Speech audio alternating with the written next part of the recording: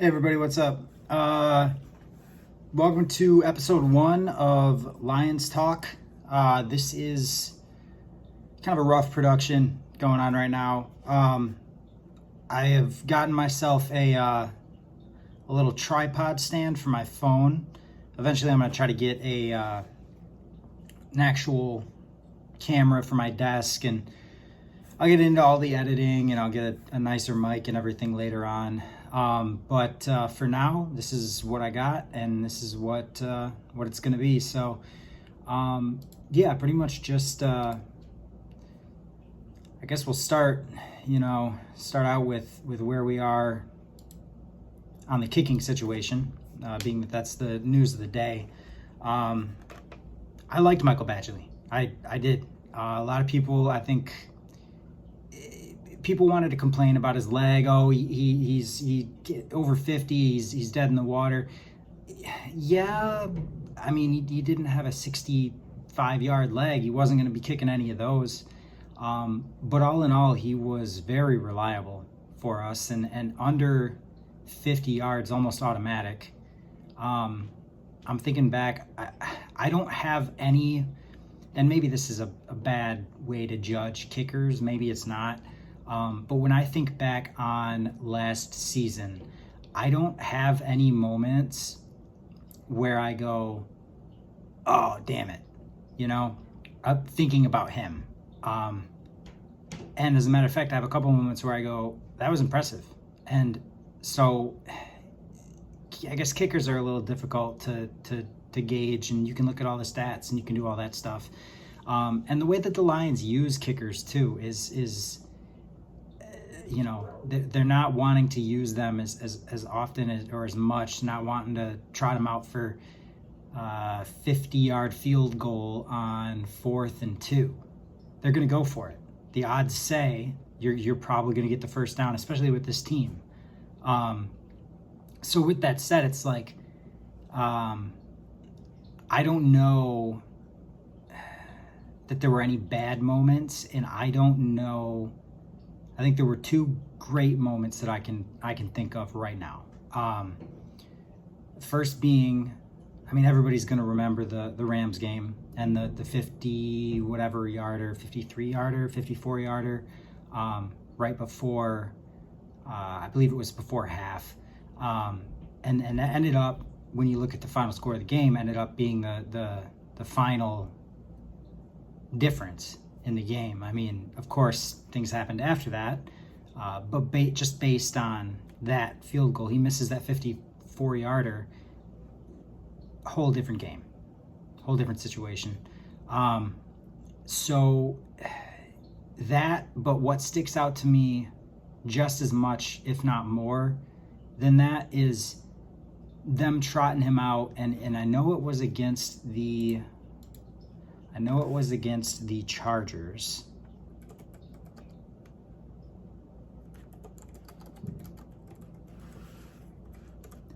I want to look up if it was a game winner or if it was to tie it, and I don't think we went to overtime.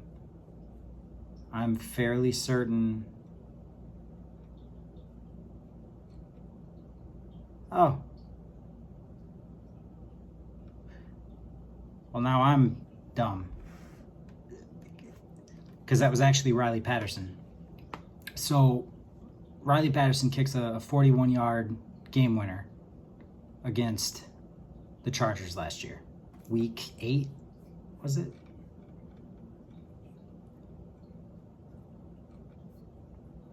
Not a big deal. It was middle of the season somewhere.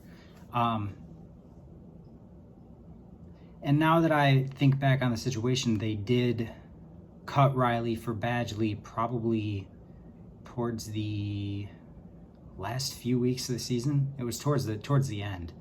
I remember that. And, all of that just to say, Badgley and the kicking situation overall last year, for as much complaining as a lot of people did, myself included at times, it was really just about the range. It was never about the accuracy. It was about the limitations of the range for the kickers that we had. But when push came to shove and you have that Rams game, like I mentioned, and I know that was Badgley, it was a situation where you needed that, and he went out and he got it. And as long as you have a kicker that can do that and is doing that regularly, there's not much more you can really ask. That kick was probably a little further than Campbell wanted to send him out to take that attempt, but you need it. And bottom line, last year when we needed it, he delivered what was needed. So with that said, I guess now we're looking at Jake Bates, probably as the front runner for the job. And I don't know much about him. I saw the kicks. I saw the bombs he was hitting in the I was going to say USFL. What is it, the UFL now? Because it used to be the XFL and the USFL, and they merged. And that's great. It's great that he's got that leg. I know that after the initial hype of those first few 64-yarders that he blasted, 65-yarders, I don't know what his record long was. I know that he missed some shorter field goals that a lot of people would say are gimmies, 40-yarders, 30-yarders. That almost worries me more. It's nice to have the big leg, and it's nice to be able to hit those monster field goals. But the way that the Lions are designed and the way that they're wired and the way that Campbell coaches, I think that he already doesn't want to send out the kicking unit. So when he does, he needs a make.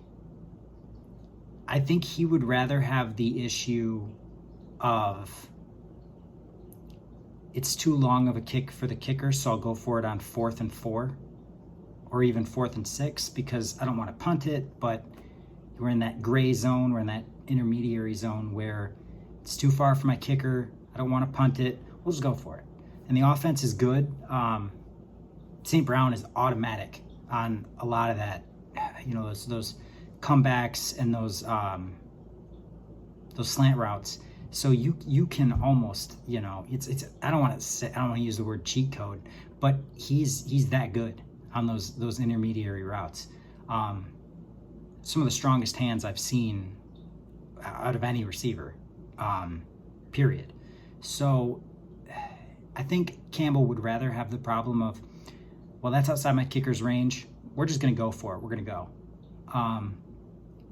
Versus a situation of, hey, I can get a 62-yarder on 4th and 12.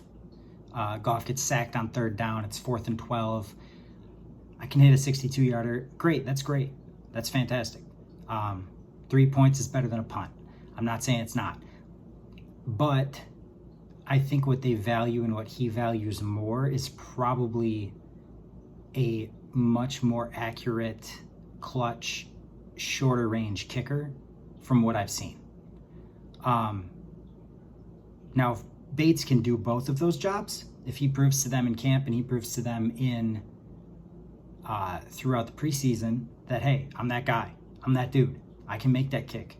I'm not shook. The moment's not too big because the UFL compared to the NFL, I don't know what the average attendance is for the UFL. Maybe 10,000 a game, 15,000 a game. I have no idea. I'm just spitballing here, but you stack that up to an NFL game, Monday Night Football, especially with the hype the Lions are going to have this year. You're playing San Francisco. You're playing those Seattle games are always crazy. We got them again this year. A Green Bay game. The pressure is going to be just totally different. And I feel like so much of kicking is mental.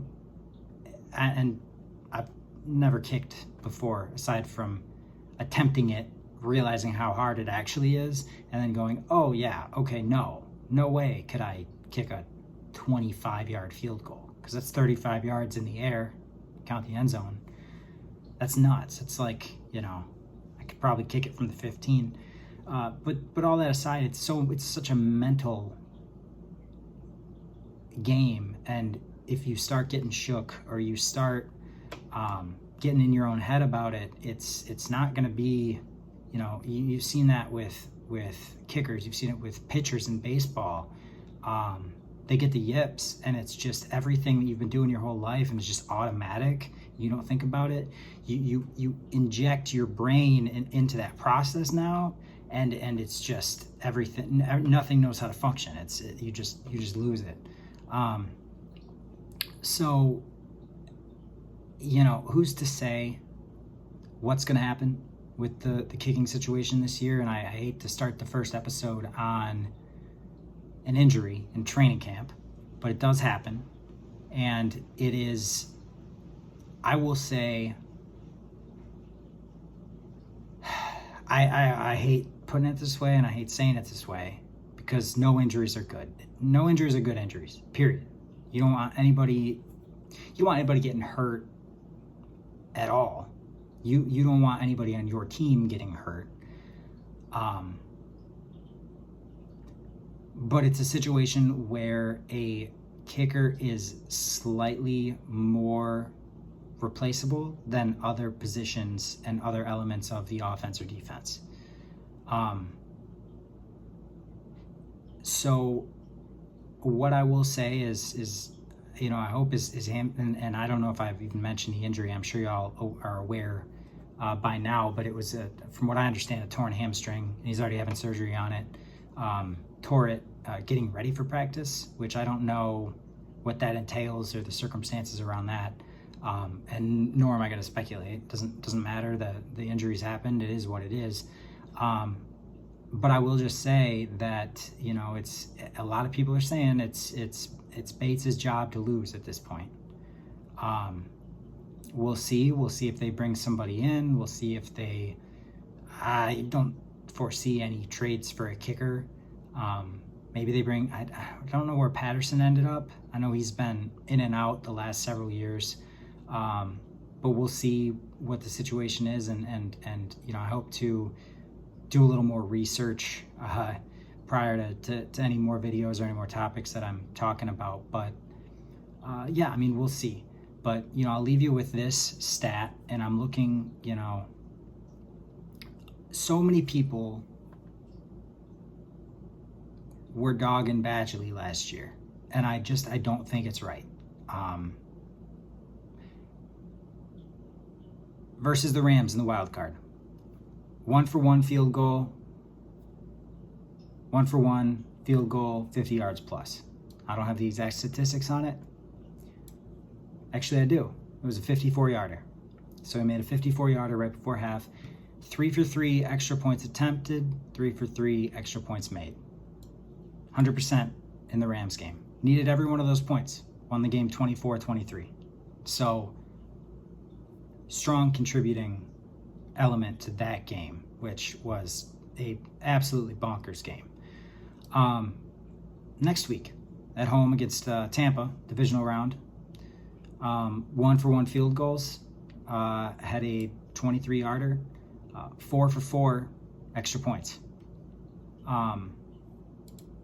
That is he's doing everything you're asking of him. And it's up to the coach to ask more of the kicker or less of the kicker. It's not up to the kicker. The kicker's not walking up saying, "Hey, coach, put me in. I'm going to go kick it." He's got to be ready when his name is called, and that's how it works. And then we go forward to this San Francisco game, which we all know how that what taste that left in everybody's mouth. But second half aside, 1-for-1 field goal, 21-yarder, 4-for-4 extra points. So, yeah, the regular season, yes, there were limitations on the range. Yes, there were situations where a stronger-legged kicker probably could have. Everybody's not Justin Tucker.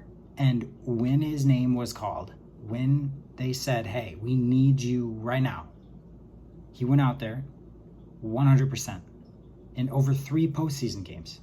So, I think that having that unsurety, they were just starting to formulate that trust in him, and especially with the postseason run, you go 100% in the postseason, that's not nothing. Ask the Packers. Ask the Packers how they feel about Carlson and the end of that game with San Francisco. So, we'll see. We'll see what happens with it. I'm not going to speculate, but rest up Badgley. Hope the surgery goes well. Hope that you're back out there next year and doing what you can do. And in the meantime, we'll see what can happen this year. So yeah, that's gonna be it for the end of the first episode here. Any feedback you got, any thoughts you might have, let me know. I'm aware of the production value of this currently. I as time and effort and money permits, I will improve this as I can. So yeah, I guess I'll leave it on that, and I hope everybody has a great rest of your day.